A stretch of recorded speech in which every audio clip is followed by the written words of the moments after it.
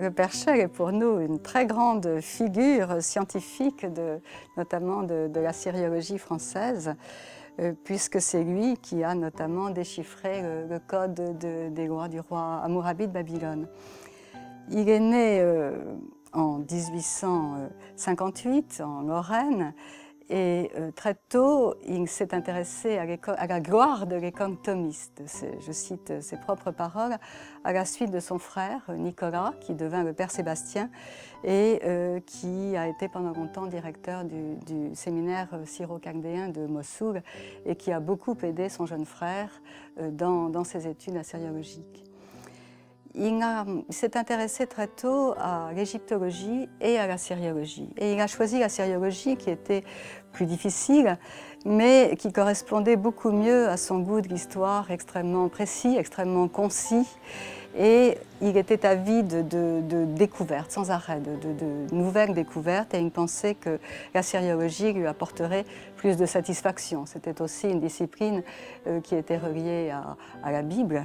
Évidemment, il était un grand bibliste et qui était relié aussi aux auteurs classiques puisque la syriologie est la civilisation mésopotamienne et par ses textes aux origines en partie des textes bibliques et de certains textes classiques. Il n'a pas fouillé lui-même le site de Nimroud, mais il a travaillé très jeune sur les textes issus des premières fouilles dans ce lieu, en Assyrie, puisque ses toutes premières publications, il a commencé à publier très jeune, il avait 25 ans, et il a publié les annales des rois d'Assyrie. Et c'est, je crois, ce qui lui a plu le plus dans sa carrière, parce qu'il aimait justement, il dit, c'est exactement comme ça que nous aimons l'histoire, précise, concise. Effectivement, pour nous, nous ne pouvons pas utiliser les annales des rois d'Assyrie exactement comme de vrais livres d'histoire, mais les phrases, effectivement, sont récurrentes, les phrases sont très claires et précises, et ça correspondait à ce qu'il souhaitait. Il s'est intéressé aux Assyriens particulièrement, mais il a fouillé, surtout en 1894, très tôt dans sa carrière, à la demande du directeur du musée impérial ottoman. Il faisait un catalogue du musée impérial ottoman à ce moment-là. Il a fouillé un site très important qui était le site de Sippar en Babylonie, qui était la ville du soleil, et la ville dans laquelle le roi Hammurabi aimait résider. Et cette fouille de Sippar, il est devenu archéologue alors qu'il était philologue, a ouvert pour lui de grands horizons de cette histoire mésopotamienne. Et c'est sur ce site qu'il a compris à quel point être sur le terrain était important pour un savant, pour comprendre de l'intérieur comment l'histoire avait pu se dérouler dans ces régions. La pièce majeure dans l'absolu, je crois que c'est l'élément le plus important, le plus célèbre de toute l'Antiquité orientale, c'est le Code de Hammurabi, le Code des lois de Hammurabi de Babylone, qui date donc du début du XVIIIe siècle avant Jésus-Christ. Hammurabi a été le véritable fondateur de Babylone. La ville existait, mais c'est lui qui a donné à Babylone cette réputation de grande ville culturelle, de grande ville de culture. C'est la pièce la plus importante et à égalité, on peut parler très probablement des rois, des grands reliefs justement de ces rois d'Assyrie, des environs de Nimroud, notamment du site de Khorsabat qui est situé à quelques kilomètres de Mossoul et de Nimroud et qui représente ces grands génies et les annales qui illustrent les annales des rois d'Assyrie.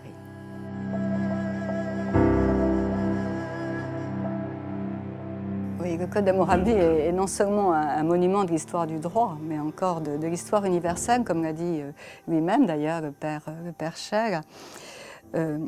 Il consiste en plusieurs parties, un prologue et un épilogue historique dans lequel le roi expose ses hauts faits, bien sûr, et la construction des temples, la restauration des temples, qui donne toute la géographie politique de son empire. C'est non seulement un monument juridique, mais c'est aussi un monument d'histoire. Et c'est également le testament politique d'un grand souverain qui lègue au roi à venir, à ses successeurs, une règle de justice à appliquer. C'est un monument qui, au point de vue juridique, est très important. C'est la première fois que l'on parle de la loi, la fameuse loi du talion, beaucoup plus connue par la Bible, mais qui en fait a été pour la première fois émise par Hammurabi de Babylone, puisqu'on y trouve si un homme crève l'œil d'un homme, on lui crèvera un œil, s'il casse la dent d'un autre homme, on lui cassera une dent. Et c'était considéré comme quelque chose, une grande nouveauté, parce que jusque-là, l'empire de Hammurabi était très vaste et composé de populations très diverses, et chacun appliquait sa loi.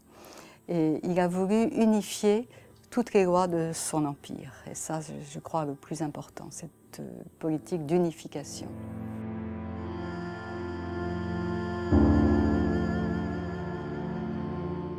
Les saccages accomplis sont évidemment un désastre épouvantable, d'une part pour l'histoire des sites et pour ce qui reste des ruines de la civilisation assyrienne. Je crois que c'est encore plus important, c'est vraiment la mémoire d'un peuple qu'on éradique complètement.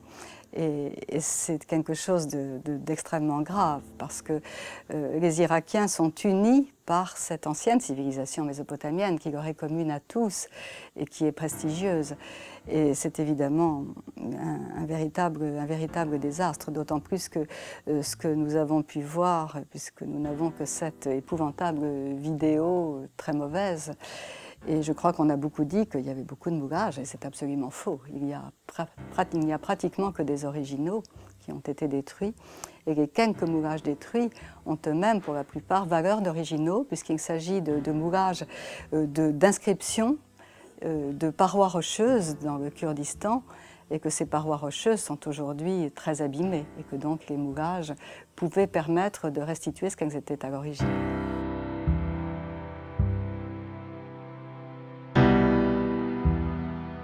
Ces manuscrits représentent quelque chose de très important, parce que dans cette région de Mésopotamie, un peu plus au sud, mais également au nord, puisque l'écriture s'est diffusée très rapidement, dans cette région de Mésopotamie est née l'écriture, est née l'histoire, puisque l'histoire commence avec l'écriture.